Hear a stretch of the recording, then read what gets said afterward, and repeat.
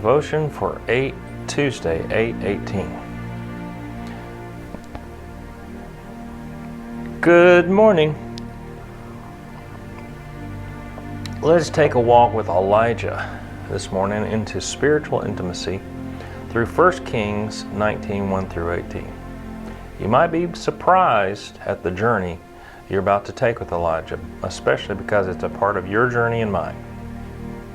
So let's listen as Elijah reads a note sent to him from Jezebel the day after he took on all of Baal's prophets, called down fire from heaven upon his sacrifice, won back the hearts of Israel, who said, Yahweh, He is God.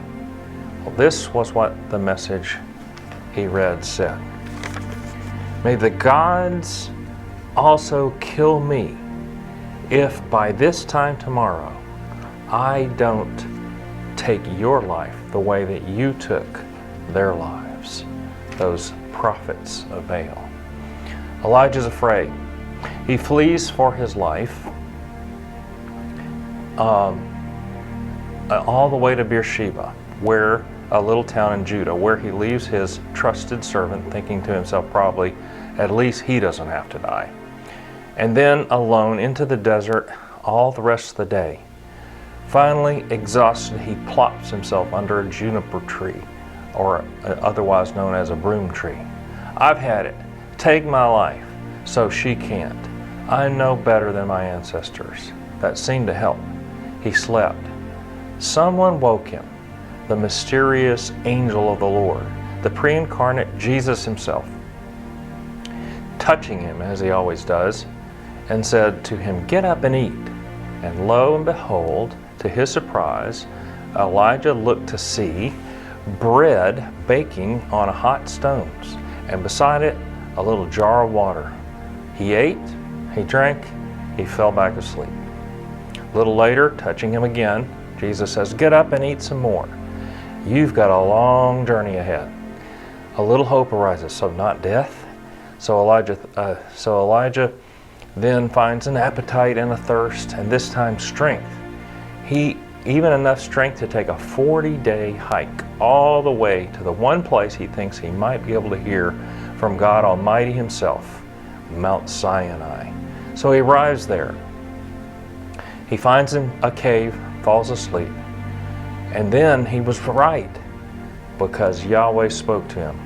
What are you doing here, Elijah? He says. Elijah says, I've zealously served Yahweh, God Almighty, but the people have broken covenant with you, torn down our altars, killed every one of your prophets, and I alone am left, and they're trying to kill me too. Go out and stand before me on the mountain. Yahweh passed by, and a mighty windstorm hit. Elijah stayed in the cave. Then a mighty earthquake shook the ground beneath his feet, but no God still. And then a crackling fire, still no God. But after that, a little whispering voice. That brought his curiosity up. He started to walk out, and God asked the same question. What are you doing here, Elijah? And Elijah gave the same answer. But then God said this, go back the way you came and travel to the wilderness of Damascus. When you arrive there, anoint Hazael to be king of Aram, and then anoint Jehu, son of Nimshi, to be the king of Israel, and anoint Elisha, son of Shaphat, to replace you as my prophet. Anyone who escapes from Hazael will be killed by Jehu. Everyone who escapes Jehu will be killed by Elisha. Yet I have preserved 7,000 others in Israel who have never bowed to Baal or kissed him. Well, Elijah found strength. He found a future. He went and took those next steps. And so I want to leave you with two questions that we can learn from Elijah. Number one, what do you learn about God, especially from him asking Elijah the same question twice, and then the answer that he gives to Elijah? an answer that some answers Elijah seems to have needed to take those next steps. And then last, of all the things that God provided for Elijah, which one do you need most today?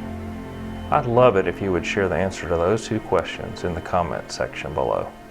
Looking forward to hearing from you.